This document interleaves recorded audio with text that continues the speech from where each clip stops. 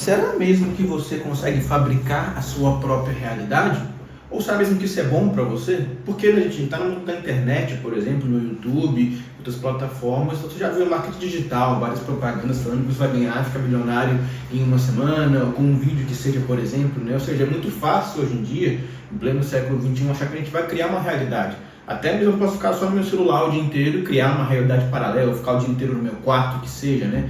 Agora, eu quero mostrar aqui, eu quero falar do filme Amnésia, do Christopher Nolan, e mostrando primeiro por que isso não pode acabar bem, tentar criar a sua realidade, não é uma parte apenas da realidade, até porque isso passa de modo ou de outro por entender qual é o papel do sofrimento na nossa vida. Então, o filme Amnésia, do ano 2000, do Christopher Nolan, como a gente falou aqui, do século passado, portanto, esse filme ainda, ele, para mim, ele lembra muito Matrix, por exemplo, né? Essa ideia de que, será que eu estou vivendo um mundo que é real? Essa pergunta em si, né? Existe uma realidade que é subjetiva ou não, por exemplo? Claro, meu mundo, eu sou limitado, então tem uma parte subjetiva do que eu só estou vendo, né?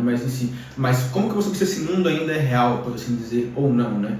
Interessante que no filme, então, vai contar a história do Leonard, que tem uma memória física de modo externo, ou seja, ele teve um acidente, isso conta ao longo do filme, né? Ele não lembra de memórias depois do acidente que ele teve. Então ele consegue de modo externo colocar suas memórias, né? Então, no papel, ele tem um mapinha que parece uma conexão mental, neural, que seja, né? Conexões, e ele está ali ao longo da história tentando então achar a pessoa que tirou a vida da mulher dele nesse acidente, né? Que deixou ele sem memória e também, segundo o próprio Leonard, tirou a vida da mulher dele. A grande questão que a gente vai ver ao longo do filme então, como o Nolan fez essa história, ela tem 3 pontos centrais, 2 partes cronologicamente corretas ou não, né? Tem a parte preto e branco e a parte colorida do Leonard, né? Que a parte preto e branco ela está seguindo de modo linear, você vai cada vez mais avançando, entendendo o que está acontecendo ali, só que ela começa muito clara e depois ela fica mais subjetiva, você entender o que está acontecendo, enquanto a parte colorida, ao longo da história, é justamente o contrário, né? Ela começa no final do filme, ou no meio da história que seja, com ele tirando a vida do outro personagem que é o Ted, e depois ela voltando, vai sendo invertida, portanto, né? E as duas vão correndo ao longo do filme em paralelo. Até o Nolan mostrou isso, já contou isso daqui num vídeo que ficou bem famoso lá na internet na época do filme, né? O ponto central é então o Leonard, que é o personagem principal, tem a suposta ajuda do Ted, que é então o personagem do bigode, por exemplo, e da Natalie, que é também outra pessoa que supostamente iria auxiliá-lo. E toda a história do filme vai ter uma narrativa, uma estrutura que você vai apenas achando que você sabia de alguma coisa, mas no final você vai se sentindo, por assim dizer, traído, né? Porque você acha no começo da história, então, o Leonard ele vai logo no começo do filme tirar a vida do Ted. Então a gente acha que ele é a pessoa que ele estava procurando, o John G da história, né? O John G, por exemplo, na história.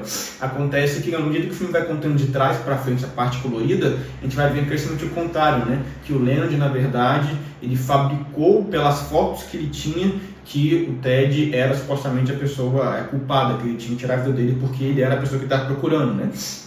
Ao mesmo tempo, a Natalie, por exemplo, que a gente acha que é uma pessoa no começo do filme que está ajudando o Leonard, a gente percebe depois que, na verdade, ela também utilizou o Leonard para ajudá-la a se livrar de uma questão de um traficante que estava correndo atrás dela, né? E, ao mesmo tempo, vai voltando mais atrás ainda, a gente percebe, na verdade, também que o próprio Ted, que é essa pessoa que depois no final do filme, no começo do filme tinha perdido a sua vida, ele ajudava o Leonard, mas de modo instrumentalizado também, né? Ou seja, ele também usava o Leonard para cuidar dos seus negócios. Ele era um policial, mas aparentemente corrupto, que seja, né? Então, em paralelo com isso, tem a história preto e branco avançando, que a gente vai ajudando a gente a entender a história, e o Leonard vai contando ao longo do filme a história do Sammy Jenkins, que é justamente a pessoa que, segundo ele, quando ele trabalhava com seguros, tinha perdido a memória e que perdeu, não sabia mais quem ele era, por assim dizer, não é?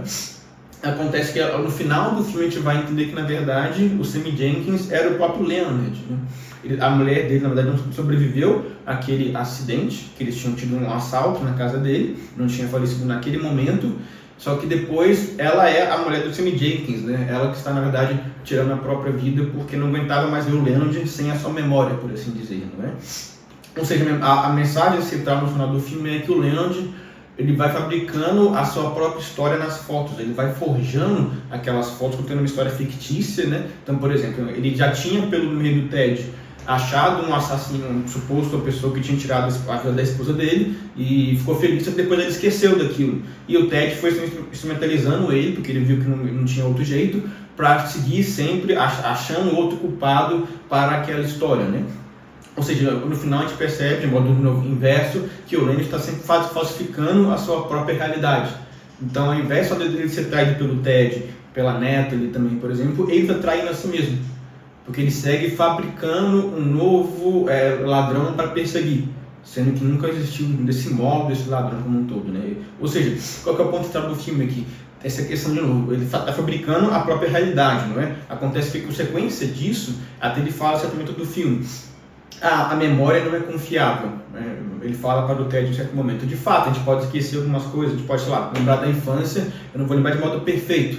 Só que ele tenta argumentar que a razão é 100% confiável, porque ele fez isso, né? Ele tatua o que ele lembra no próprio corpo, por exemplo, então seus papéis, anotações. Só que todo o filme vai mostrar que ele também está errado, porque na verdade eu também posso fabricar a minha própria razão. Com isso ele dobra a realidade, e a realidade é a verdade, por assim dizer, não é? Sua própria visão de mundo. Ele cria sua realidade à parte, mas o que a gente vê na verdade, portanto, é que tanto a memória quanto a razão humana podem ser fabricadas, distorcidas, usando o que eu quero fazer como um todo, né? E por que ele faz isso? Porque o processo Leonard, assim como cada um de nós, ele tem sede de sentido. Ou seja, ele quer ter uma vida que tenha sentido, mesmo para ele que seja falsa, né? Ele vai, então, ou seja, o problema disso é que ele tem a sede de realidade, mas ao mesmo tempo ele não conseguiu aceitar a realidade como um todo. Ou seja, ele quis fechar-se numa parte onde ele não iria mais sofrer. Ele acreditava que a sua esposa havia falecido ou não, mas ele não queria escolher isso. Então ele fabricou uma nova realidade, que a esposa ainda faleceu, mas na verdade ele não era o culpado, por assim dizer, não é? Ou seja, com isso ele se torna uma pessoa perigosa para si mesmo aos outros ao redor. Ele vai sempre fabricando outra pessoa para poder caçar, por assim dizer, né? Ou seja, esse é o problema em última instância. Por trás da ideia de fabricar a própria realidade, nós estamos nos fechando para a realidade na sua integralidade, e com isso o problema disso é que ele vai só apenas sobrevivendo. Você percebe ao final do filme que o Leonard tem uma história trágica. Ele não vive, mas ele sobrevive. Ele está com o seu corpo, por assim dizer, só alma condenada, ele não sabe mais quem ele é. Ele está imerso na própria mentira dele, não é?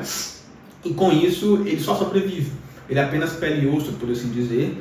Ele trai a si mesmo, é atraído pelos outros ao redor, uma espiral de sofrimento e de agonia que não acaba mais. Essa é a moral ao final do filme, de modo ou de outro. Que vem, de novo, ele projetou uma enganação que traiu ele mesmo, e o motivo disso é que não queria aceitar a dor. E daí entra no que eu falei no comecinho do vídeo, né? Como nós devemos lidar com a dor? Porque, de fato, se eu não quiser, como fez o Leonard, aceitar a dor, sofrimentos, contrariedades, eu vou me fechar para a realidade, que é onde tudo ocorre, por assim dizer, não é? E vou então fabricar um novo mundo para querer fugir da dor. Agora, como o Leonard mostra, que a gente acabou de falar, isso não vai gerar um comodismo, muito pelo contrário. Querer fugir da dor não resolve o problema, só vai me trazer mais problemas para mim e para os outros ao redor, como foi com o Leonard. Ele vai depois tirar de várias pessoas ao redor, do Ted, da Natalie ao redor, que também são pessoas ruins, que estão usando aquela pessoa. Ou seja, não tem ninguém nessa história que é boa, isso é uma coisa ruim do filme, por assim dizer, né? Não tem ninguém de fato que é real, só ultrapassa uma atrás da outra. Mas, ou seja, não aceitar o sofrimento, a dor, e querer fabricar uma realidade que você vai se sentir mais confortável, levam ao looping de sofrimento para todos ao redor, por assim dizer. Ao mesmo tempo que, se você for uma pessoa que vai querer ser boa, aceitar o que vai lhe acontecer na realidade, você vai se forjar nesse momento, encarando as dificuldades, e aí poder ajudar a servir aos outros ao redor. Isso aqui não tem no filme, não é uma pessoa que está buscando servir aos outros, todo mundo é egoísta, por assim dizer, não é? Então essa é a melhor mensagem central do filme, né? Aceitar para você o que vai lhe acontecer, seja uma tragédia, como foi pro Leonard, né? Perder memória, ou mesmo a esposa dele também, que não quis aceitar que ela não tinha mais o seu marido, mas ela ainda podia, se ela quisesse aceitar naquele momento, servir o Leonard, né? Amar ele mesmo sem ele saber quem ele mesmo era. Mas ela também não quis aceitar aquela realidade, e com isso perdeu a própria vida nesse contexto, né? Com a injeção, no caso que ela tinha de insulina, ela foi fabricando aquela situação até ela perder a própria vida como um todo, né? Agora veja, comentários, então após essa lição de geral do filme, que se quiser coloque nos comentários se você gostou, se discorda dessa lição do filme. Eu queria que fale um pouquinho do filme em geral como um todo, porque ele fez muito sucesso em 2000, quando ele estreou nos Estados Unidos, né? Primeiro Christopher Nolan, que de fato foi grande. Antes ele fez o filme Fallen, mas era um filme menor, experimental ainda, né? Foi o primeiro que ele fez de fato nos Estados Unidos. Primeiro eu diria que é porque ele prende a atenção da audiência, né? Ele vai revelando cada vez mais novas camadas com essa storytelling original, que de fato ele inventou, parece um novo modo de se pensar, com essa inversão que depois ele foi usado depois em vários filmes, como eu vou falar no final. Mas ao mesmo tempo que ele traz algo novo, eu diria que é um pouco decepcionante, sendo bem honesto, porque ele é muito intelectualizado, por assim dizer. Ele é fechado numa tragédia que parece menor. Uma pessoa que trai a si mesma, mas ao mesmo tempo, ou seja, ele não tem, como depois o Nolan vai fazer em vários filmes, um final dúbio. Ele é fechado em si mesmo, ou seja, a resolução é forçada. Quando você acaba de ver o filme, você entendeu, então de fato o Leonard ele trai a si mesmo. Não tem muito mais o que fazer. O filme tem uma carga emocional que é decadente. Isso depois não vai melhorar nos outros filmes, né? Ele é baixo, é um declínio. Isso, de novo, lembra também quase como o Coringa do Joaquin Phoenix, não é aquele filme que a gente saiu anos depois, que a gente conhece, mas só tem pessoas maniqueístas, né? São só pessoas ruins atrás de pessoas ruins. E a realidade, de novo, não é assim. O próprio filme tem uma realidade à parte, todo mundo lá é só egoísta, né? E de mundo real não é assim. Existe amor, pessoas boas como um todo, né? Então eu diria que a Amnésia do Christopher Nolan tem a sua forma experimental, ele está testando como criar narrativas e que depois, ao longo dos anos, ele foi melhorando essa forma com algo, por exemplo, personagens heróicos, como o próprio Batman depois, que é um anti-herói, claro, mas ao mesmo tempo ele está trazendo algo de bom, ou elevando o ser humano, por assim dizer, não é? O próprio estilo narrativo depois, de novo, a ideia de inversão. Depois a gente tem um filme só sobre isso, que é Tenet, né? A inversão da entropia. Ou então, ali, narrativa colorida e preto e branco em paralelo, que depois vai existir em Oppenheimer, por exemplo, né? E também, claro, que você tem que o final dúbio. Não fechasse apenas com uma interpretação final, mas mostrar que, por exemplo, Inception, né? Aconteceu ou não aconteceu com o Totem que vai girar, por exemplo? Ou seja, quando o Nolan começa a fazer um final dúbio com o Totem, por exemplo, o filme ganha muito mais, não é? Também, por exemplo, Odisseia mesmo agora, por exemplo, também tem um quê disso, né? Ou seja, ele vai ao longo tempo depois a melhorar essa ideia que ele começou em Amnésia, tendo filmes melhores, por assim dizer, menos também subjetivos, né? Não é à toa que minha esposa mesmo não gostou do filme. Ela começou gostando de entender o que estava acontecendo naquela história, preto e branco, colorido, parece legal, só que com essa trajetória descendente de que a personagem tá ali e vê que ele trai a si mesmo, ela se sentindo também traída, né? Porque o que tem a ver, cara? Achei que o cara ia achar o assassino e tudo ia dar certo no final, só que é o contrário, né? Então esse arco em si, ela não gostou, foi o que, por exemplo, eu não sabia, conheci o filme, já tinha visto anos atrás, revi recentemente para fazer esse vídeo também, mas também acho que é parecido com Menina de Ouro, que eu também fiz outro vídeo aqui no canal, vou colocar aqui o card na tela, Menina de Ouro do Clint Eastwood, que é a mesma história. Você prepara no seu roteiro uma estrutura de algo ascendente para o herói, mas quando o final ocorre não tem nada a ver com a narrativa, fica uma tragédia desconectada, né? Uma tragédia boa, por exemplo, que eu falei aqui nesse vídeo também do canal, eu vou colocar aqui também o card na tela, é Raging Bull, do Toro Indomável do Scorsese, que é uma boa tragédia, porque tem ação e consequência daquela ação. Aqui, tanto a Amnésia quanto a Menina de Ouro, para mim são desconectadas as ações, eles não tem muito a ver, por isso que no final fica meio chato, ou você fica meio desanimado, por assim dizer, talvez, né? Entendi, mas não é legal, por assim dizer, apenas uma... Pra mim, apenas algo ruim. Se você discordou, coloca nos comentários, por favor.